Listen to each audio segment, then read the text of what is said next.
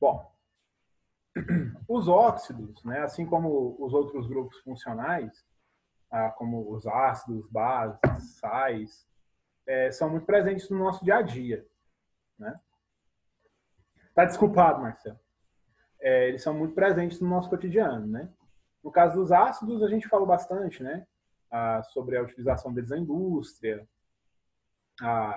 no nosso suco gástrico, né, nos alimentos que a gente consome, as bases da mesma maneira, né? No caso dos sais também, além do sal de cozinha, existem diversos sais presentes no nosso cotidiano, né, que a gente aplica eles em coisas do dia a dia. Enfim, os óxidos também é a mesma coisa, tá? Os óxidos, né, como o próprio termo já indica, a gente associa o termo óxido aí à questão da presença de oxigênio, né? E no caso dos óxidos, nós temos um elemento qualquer, né? Ele pode ser metálico, não metálico, ligado a átomos de oxigênio, tá? Nesses casos, né, no caso dos óxidos, o oxigênio é o elemento mais eletronegativo, tá? Então sempre ele vai estar ligado a elementos menos eletronegativos do que ele. Você não tem o óxido de flúor, porque o flúor é o elemento que é de todos os mais eletronegativo, né? Mas nos outros casos, toda vez que a gente tiver o oxigênio como ânion, né, a nossa substância vai ser um óxido, tá? A água, por exemplo, é um óxido. A gente vai falar sobre ela daqui a pouco um pouquinho. Basicamente, os óxidos são divididos entre óxidos iônicos e óxidos moleculares, tá? No caso, por exemplo, do ferro, a ferrugem, que é um processo reativo que acontece com o ferro metálico, né, vai gerar a ferrugem. O ferro reage com o gás o oxigênio da atmosfera, a umidade do ar também, com água, no vapor de água, né, na umidade do ar, e forma a ferrugem. A ferrugem é o óxido de ferro. Então, é um óxido do metal ferro. Entendeu? As medalhas dos Jogos Olímpicos de 2016, algumas medalhas apresentaram, as medalhas de ouro principalmente, elas apresentaram a formação de ferrugem. Isso porque essas medalhas elas não são feitas de ouro, de fato, né? As medalhas de ouro dos Jogos Olímpicos não são de ouro, né? Elas são feitas de ligas metálicas. E o pessoal da organização do Rio de 2016 inovou utilizando metais reciclados, né? E então provavelmente alguns desses metais de menor nobreza, vamos dizer assim, né, sofreram oxidação. O ouro pouco oxida. Você pode deixar uma aliança de ouro, uma joia de ouro, e rarissimamente você vai observar a formação da ferrugem nela, porque o ouro é um metal nobre, vamos dizer assim. A prata, a mesma coisa. Né? Às vezes você compra uma corrente, né? A corrente de prata oxidou. Então é porque não era prata, ou então porque o teor de prata nela era muito baixo. Entendeu? Bom, os óxidos, como eu disse, podem ser iônicos ou moleculares, né? De acordo com a classificação, né? Como eu disse, nós temos o oxigênio ligado a outro elemento químico, né? Isso, obviamente, vai interferir no tipo de ligação e também nas suas propriedades físicas e químicas, né? Dependendo de com quem o oxigênio está ligado, né? As características do material serão diferentes. Então, a gente vai ter uma ampla gama de substâncias que são óxidos. E a gente vai observar que, entre eles, a gente tem características muito diferentes, né? Tem substâncias que são óxidos que a gente não, de forma alguma, associaria a outros óxidos, porque as características são completamente diferentes. Bom, no caso dos óxidos iônicos, por exemplo, a gente tem uma característica em comum. Todos os óxidos iônicos são sólidos, tá? Na semana passada a gente falou sobre o carbonato de cálcio, que é o CaCl3, que é um sal proveniente do cálcio, né?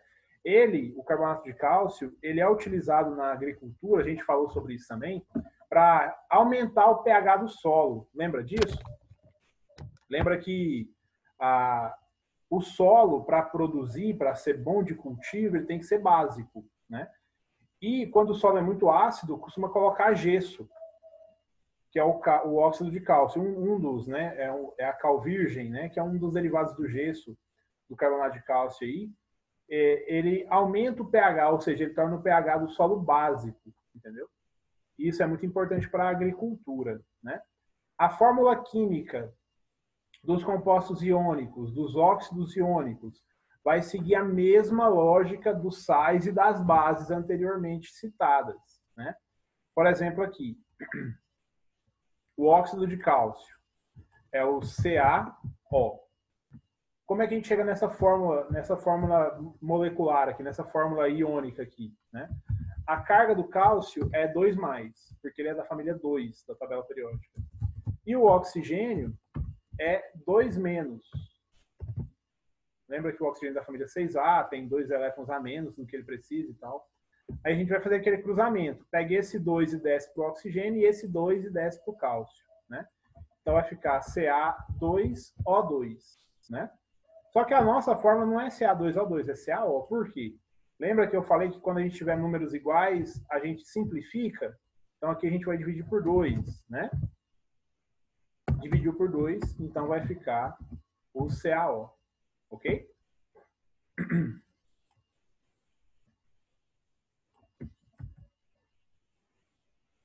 Bom, a nomenclatura dos óxidos iônicos. Ridícula. É óxido de nome do elemento. Então, o óxido de Na. O Na é o sódio. Então, o óxido de sódio. CaO. Óxido de cálcio. O Ag é a prata. Então, é o óxido de prata. O alumínio é o óxido de alumínio, né? O zinco, o óxido de zinco. Beleza? Vamos só comentar sobre essas fórmulas aqui. Vou falar sobre a do Na2O. O Na2O é o óxido de sódio, né? Lembra que o sódio é da família 1A, então ele tem carga mais 1. E o oxigênio é da 6A, então tem 2- de carga, né? A gente vai cruzar, então vai ficar Na2O1. O 1 a gente não precisa colocar, então fica Na2O, tá? Como é que é essa estrutura aqui? Basicamente, vou tentar fazer um desenho. O oxigênio, lembra que o oxigênio precisa de 2 elétrons para se estabilizar, né? Esse oxigênio ele vai se ligar, ele vai receber dos sódios, né? Os elétrons que ele precisa, certo? Por isso fica Na2O. No caso do cálcio lá, do CaO, o cálcio ele vai fazer uma ligação dupla com o oxigênio. Por que ligação dupla entre aspas? Porque o cálcio vai ceder 2 elétrons para o oxigênio, certo? Quando o cálcio perde esses 2 elétrons, um oxigênio recebe esses 2 elétrons. Então fica tudo certo. Agora, tem outra substância ali, o Al2O3. Vamos falar sobre ela. Al2O3. Como é que a gente chega nessa fórmula? A carga do alumínio é 3+, porque o alumínio é da família 3A. E a do oxigênio, 2-. Então vai ficar Al2O3, certo? Tem como simplificar? Não tem. Então esse é o óxido de alumínio. Como é que é a estrutura desse óxido aqui? O alumínio tem 3 elétrons. Ele tem que perder 3 elétrons para se estabilizar. Tá? Bom, um alumínio,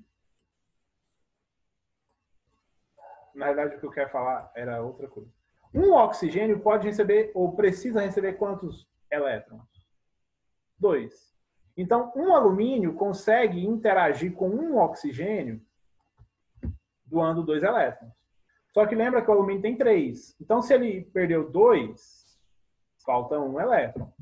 Esse 1 elétron vai ficar por aqui. Calma lá. Com o outro alumínio, lembra que são 2? Al2, né? O3. Esse outro alumínio vai fazer a mesma coisa. Uma ligação dupla, né? 2 elétrons sendo cedidos para um oxigênio. E vai sobrar... e vai sobrar um elétron. Esse um elétron vai ficar por aqui também. Esses dois elétrons que sobraram de cada um dos alumínios, né, um de cada, eles vão, então, interagir com outro oxigênio. Entendeu? Por isso que fica Al2O3. O que isso quer dizer para a gente?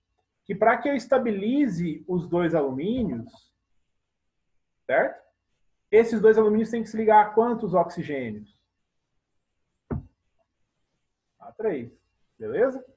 É igual lá no caso do Na2. Ó. Na2O. Para cada um oxigênio se estabilizar, ele precisa se ligar a quantos sódios?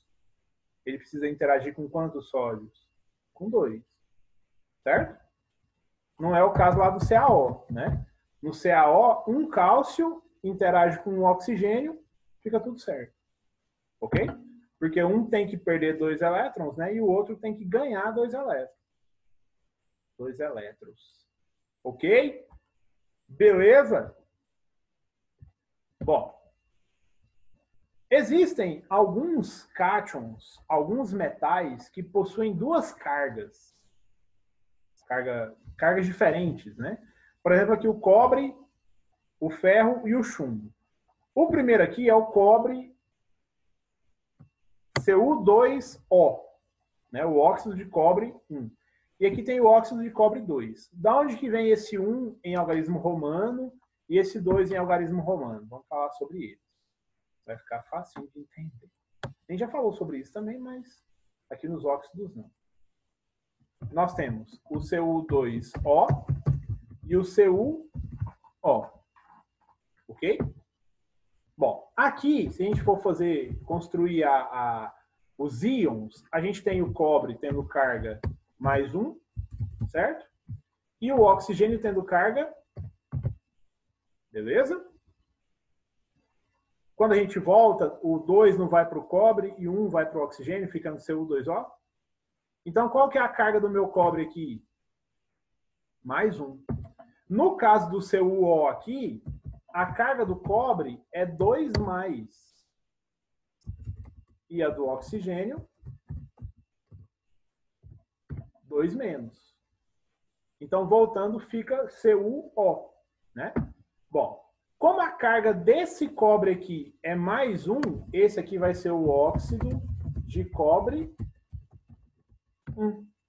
Tem que ser em algarismo romano. E esse aqui, como o cobre tem carga mais 2, vai ser o óxido de cobre 2. Beleza? Vou pegar um outro exemplo aqui. O do ferro. Ferro, ferro, ferro. Por quem me chamas. Isso. Boa, Manuela. A gente vai falar sobre isso daqui uns dias, quando a gente for falar de inox. Bom, o ferro. Ferro FeO e Fe2O3.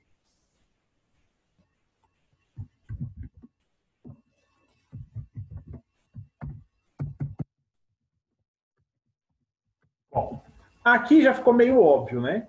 O do oxigênio sempre é menos 2, né? Nesses casos. Então, o do ferro tem que ser mais 2. Então, esse daqui é o óxido de ferro 2, tá? E aqui? Aqui, esse 3 que está no oxigênio não é proveniente do ferro, não é porque a carga do ferro é mais 3. A gente sabe que a do oxigênio sempre vai ser menos 2 nesses casos, né? Então, esse daqui é o óxido de ferro 3. Beleza? Espero que tenham compreendido. Bom, quando acontecer isso, né, eu vou pegar a carga e essa carga vai indicar o algarismo romano, que representa, né, que diferencia os óxidos.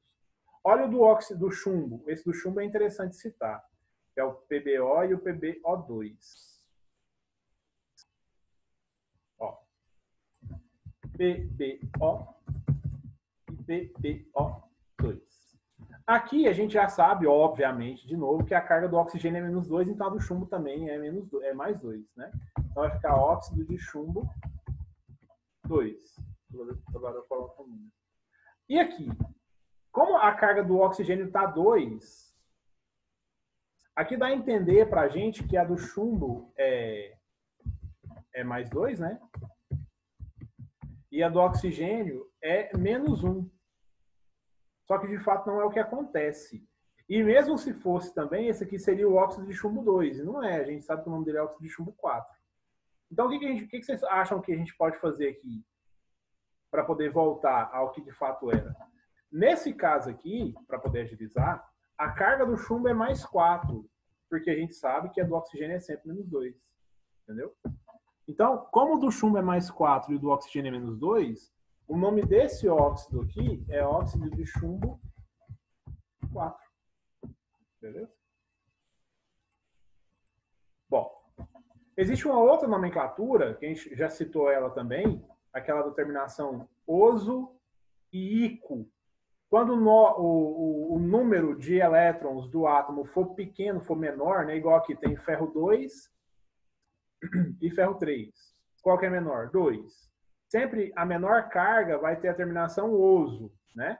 E a maior carga vai ter a terminação ico. Então, o ferro que tem carga mais 2 vai ser o ferroso.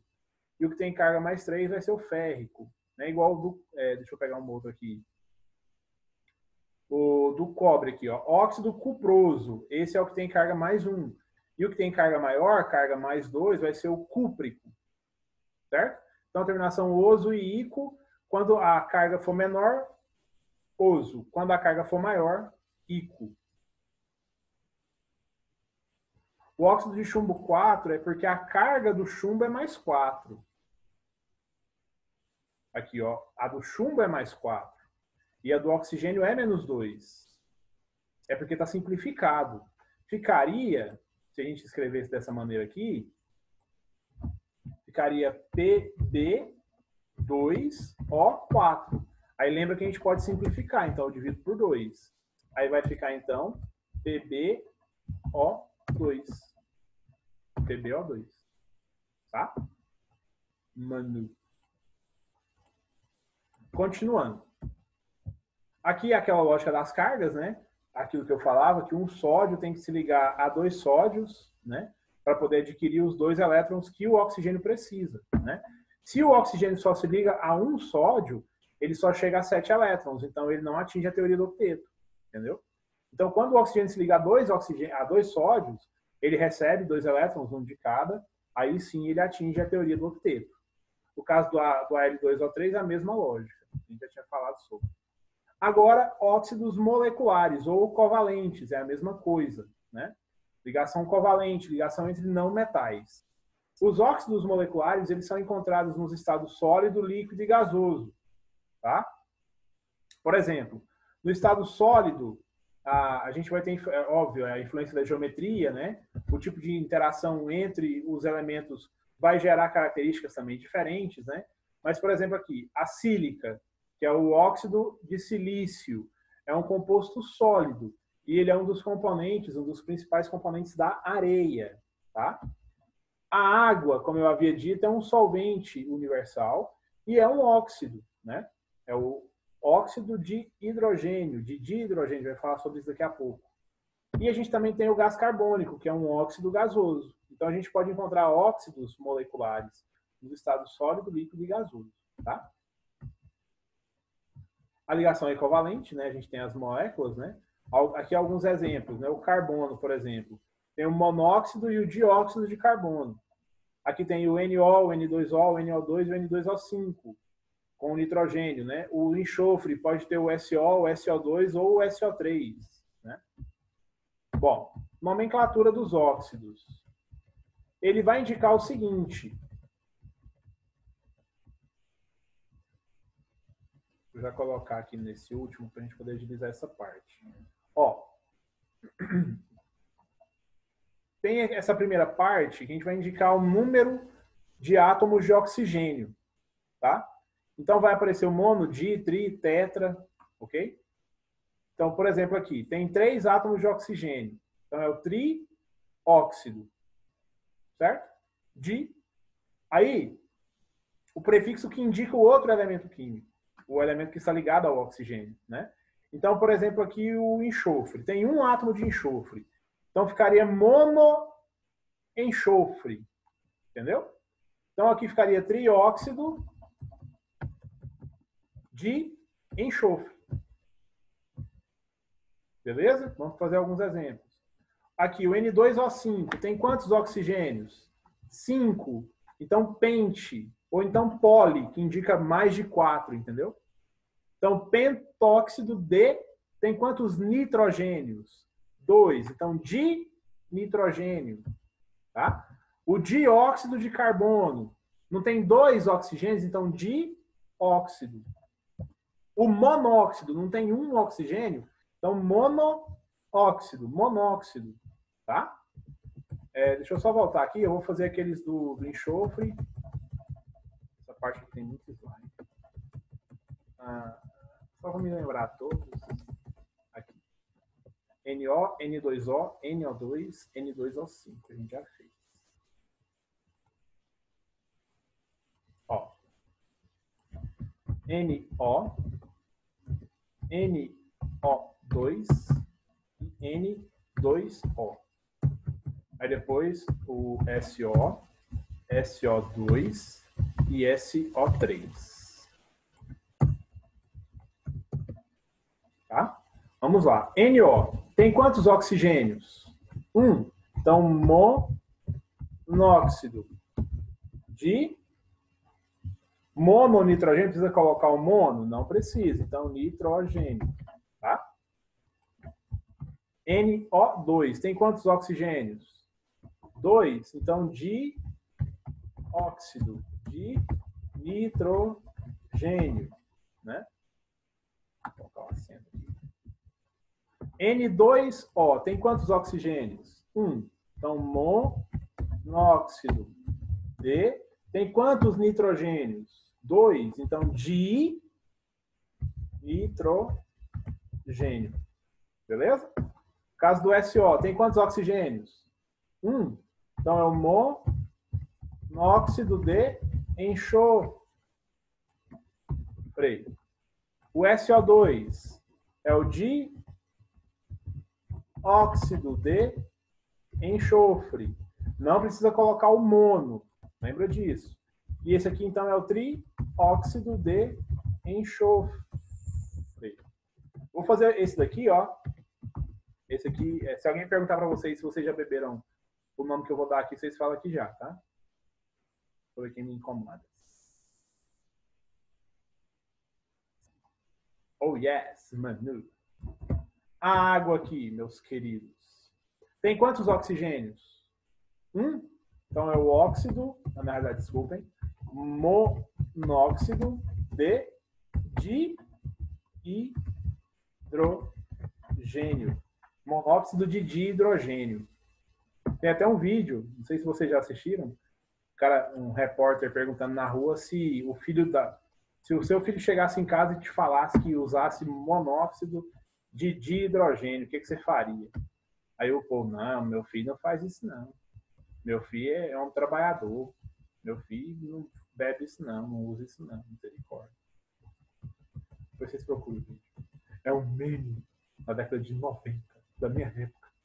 Bom, além dessa classificação dos óxidos iônicos, né, aqueles onde o oxigênio estava ligado a um metal, e os óxidos moleculares, onde o oxigênio estava ligado a um não metal, nós temos outras classificações de acordo com o caráter ácido, básico ou neutro dos óxidos.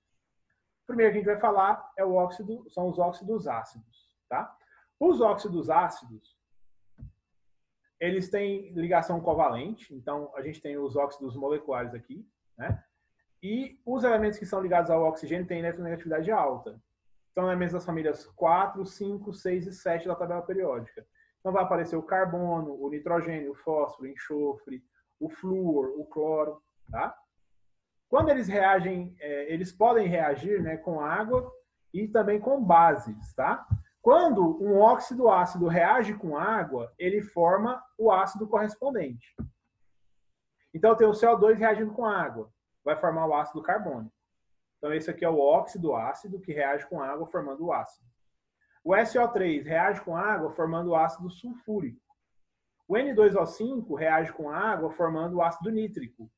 Então, sempre o ácido nítrico é produto de uma reação entre o óxido ácido e a água, tá? Inclusive, essas reações aqui são muito importantes para a gente poder falar sobre chuva ácida, né? São esses ácidos aqui, principalmente o H2SO4 e o HNO3, que vão causar, que vão gerar a chuva ácida, tá? Quando um óxido ácido reage com uma base, ele forma sal e água, porque ocorre uma reação de neutralização. Então, você tem um óxido que tem caráter ácido, que reage com uma base, formando sal e água. Então, aqui tem o dióxido de carbono, reagindo com hidróxido de alumínio, de sódio. Desculpa. O ácido carbono, o dióxido de carbono reage com o hidróxido de sódio, formando carbonato de sódio e água. Então, forma sal e água. O SO3 reage, que é o trióxido de enxofre, reage com hidróxido de cálcio, formando o sulfato de cálcio, que é o sal, e água. E o N2O5 reage com hidróxido de potássio, formando o nitrato de potássio e água. Então, sempre o óxido ácido reage com a base, formando sal e água. Tá? O anidrido ácido, né, é quando você tem o ácido carbônico gerando uma molécula de água, é como se fosse a desidratação do ácido, e esse ácido gera um correspondente, gera o óxido correspondente. Tá? Aqui nós temos dois casos, o ácido carbônico formando o anidrido carbônico, que é o derivado do ácido carbônico menos uma molécula de água. E o ácido sulfúrico, né, formando o SO3, que é o anidrido sulfúrico, né, que é o trióxido de enxofre, menos do ácido sulfúrico, né, menos uma molécula de água. Tá? Outros óxidos ácidos importantes, né? Aqui nós temos o seguinte, o P2O5, que é o pentóxido de difósforo, reagindo com uma molécula de água, ele vai formar o ácido metafosfórico, que é o HPO3. Né? O P2O5 reagindo com duas moléculas de água, forma o H4P2O7, que é o ácido pirofosfórico. Né? E o P2O5, reagindo com 3 moléculas de água, forma o ácido fosfórico comum, que é o H3PO4. Percebam que daqui de cima para baixo, nós temos aumento no número de moléculas de água. Né? Quando você aumenta o número de moléculas de água, significa que você está aumentando a hidratação. Ok? Existem alguns óxidos que podem reagir formando 2 ácidos correspondentes. Né? Isso acontece, por exemplo, com o NO2. Quando o NO2 reage com água, ele forma 2 ácidos, que são chamados de anidridos duplos. Né? Ele forma o ácido nitroso e o nítrico. Tá? O segundo grupo, né, de acordo com as características ácido-bases dos óxidos, são os óxidos básicos. Tá? Os óxidos ácidos, que é o anterior, é quando a gente tinha o oxigênio ligado a um não metal. Né? Aqui nos óxidos básicos é o inverso. A gente tem óxidos onde o oxigênio está ligado a um metal. Ok? Vão aparecer, então, metais das famílias 1, 2 e 3. Sódio, potássio, o alumínio, o ferro e por aí vai. Quando eles podem reagir com água, né? Eles podem e vão reagir com água, e eles também podem reagir com ácidos. Né? Então, lembra, o óxido ácido reagir com base. Os óxidos básicos reagem, então, com ácidos. É o inverso. Quando um óxido básico reage com água, ele forma uma base. Então, eu tenho aqui o óxido de sódio reagindo com água, formando hidróxido de sódio. Então, ele forma a base correspondente. O óxido de potássio podia reagir com água, formando hidróxido de potássio. O óxido de magnésio reage com água, formando hidróxido de magnésio. Então, o óxido básico reage com água, formando base. E os óxidos básicos reagem com ácidos, reagindo pela reação de neutralização, formando sal e água. Aqui, o óxido de sódio reage com ácido carbônico, formando carbonato de sódio e água. Né? Sempre, então, o óxido básico vai reagir com ácido, formando sal e água. Tá? Existem óxidos que são anfóteros. O que é uma substância anfótera? É uma substância que tem comportamento tanto ácido quanto básico, dependendo do sistema onde ela está inserida. Tá? Então, aqui, por exemplo, a gente cita o óxido de alumínio, tá? O óxido de alumínio, que é o Al2O3, pode reagir com ácido, formando o cloreto de alumínio. Então, eu tenho o óxido reagindo com ácido. E ele também pode reagir com uma base. Quando ele reage com ácido, ele se torna o básico. Ele se torna a base. E quando ele reage com a base, ele se torna o ácido. Tá? Nesse caso aqui, forma o NaAlO2. Tá? O óxido de zinco também pode acontecer isso. Quando o óxido de zinco reage com ácido, ele forma um sal. Okay? Esse sal é o quê? Neutro. Boa. E aqui a gente tem uma base forte reagindo com o óxido, né? Formando um sal que tem 2 cátions. Né? Então, quando o óxido anfótero reage com ácido, ele forma a reação que neutraliza, né? E se o óxido reage com a base, né? Ele adquire caráter ácido. Aqui nós temos, de forma geral, os óxidos básicos, né? Que são esses aqui, com essas interações, né? Quando eu tenho esses azulzinhos claros aqui, eu tenho óxidos anfóteros, que tem caráter tanto ácido quanto básico. E esses que estão em rosinha são os óxidos moleculares, são os óxidos ácidos. Eu tinha citado, né? O carbono, o nitrogênio, o fósforo, o enxofre, o flúor, o cloro, né? Mas aparecem ainda esses outros elementos químicos aqui. Tá? Além desses, a gente ainda tem os óxidos neutros. Quem são os óxidos neutros? São o CO, que é o monóxido de carbono, o NO, que é o monóxido de nitrogênio, e o N2O, que é o óxido de dinitrogênio. Esses não reagem nem com água, nem com ácidos e nem com bases. Por isso que eles são chamados de óxidos neutros, ou inertes. Eles não reagem com nada. Tá? Óxidos duplos ou mistos, né? Existem alguns óxidos que podem se quebrar, vamos dizer assim, formando óxidos mais simples. Então, o Pb3O4 pode formar o PbO e o PbO2. O Fe3O4 pode formar o FeO e o Fe2O3. Né? Além dos óxidos, a gente também tem os peróxidos e os superóxidos. Os peróxidos sempre vão ter essa configuração aqui, ó. 2 oxigênios ligados. E a esses oxigênios eu vou ter outros elementos, tá? O mais comum de todos é o peróxido de hidrogênio, que é o H2O2 ou água oxigenada. O H2O2. Então quer dizer que eu tenho os 2 oxigênios ligados e a cada um dos oxigênios eu tenho 2 hidrogênios, tá? Outros também, né, o caso aqui do K2O2, que é o peróxido de potássio, né? Ele, quando reage com água, ele pode formar uma base. Ele forma uma base. Nesse caso, o peróxido de potássio reagindo com água, formando hidróxido de potássio e produz também gás oxigênio, tá? Além dos peróxidos, como eu disse, temos os superóxidos. Os superóxidos têm 4 oxigênios ligados.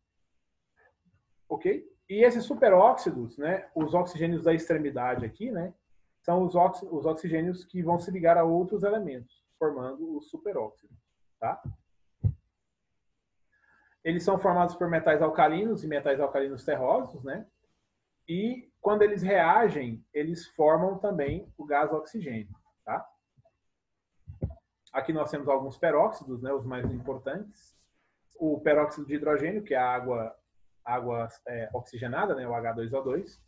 O Na2O2, que é o peróxido de sódio, o peróxido de potássio. O peróxido de bário, o peróxido de cálcio. E eu coloquei aqui uma imagem do peróxido de zinco, naquela mesma lógica que eu tinha citado anteriormente, onde eu tenho os 2 oxigênios, e o zinco, que tem 2 elétrons, ele vai ceder 1 elétron para cada um dos oxigênios. Então vai formar aqui como se fosse um triângulozinho, né, na ligação. Tá? Alguns óxidos no cotidiano, né? A gente já tinha citado o óxido de cálcio, muito importante em diversas reações na indústria, né? Uma delas é a que forma o carbonato de cálcio, que a gente já tinha citado, que é aquele que é utilizado como tinta branca, né? Que é o gesso, né? Um dos componentes do gesso. Ele está presente também no mármore, né? Ele é utilizado também nos solos, como a gente já havia citado. né? O dióxido de carbono, né? Ele é um dos principais responsáveis pelo aquecimento global, pelo efeito estufa. Na próxima aula, na aula do sábado, a gente vai falar sobre isso, tá? O dióxido de carbono é o gás carbônico, né? Ele é produzido pelos seres vivos quando respiram oxigênio, né? A metabolização do oxigênio produz o gás carbônico. As plantas também consomem esse CO2. Ele também é formado pela queima dos combustíveis fósseis, né, derivados do petróleo, o álcool também, né? Ele pode ocasionar danos, né, à atmosfera quando associado à chuva ácida, que a gente também vai falar no sábado, né? Uma aplicação interessante do gás carbônico é nas bebidas gaseificadas, né? Exemplo de todos, os refrigerantes, né? A adição do gás carbônico deixa a bebida refrescante, né? E isso não causa danos, não por causa disso, né? O grande problema dos refrigerantes, como a gente já citou, é a questão do açúcar em excesso, dos sais em excesso, né? Os óxidos de enxofre, né? Eles estão presentes, por exemplo, nas erupções vulcânicas, né? Os vulcões, né? Tendem a produzir os óxidos de enxofre. Eles estão associados também à produção e à queima de derivados do petróleo, né? De minerais também, do carvão mineral. E isso também vai gerar alguns danos ao meio ambiente por meio da chuva ácida, né? A reação aqui com o SO3, ó, vamos no negócio. A reação com o SO3 com água pode gerar o ácido sulfúrico, né?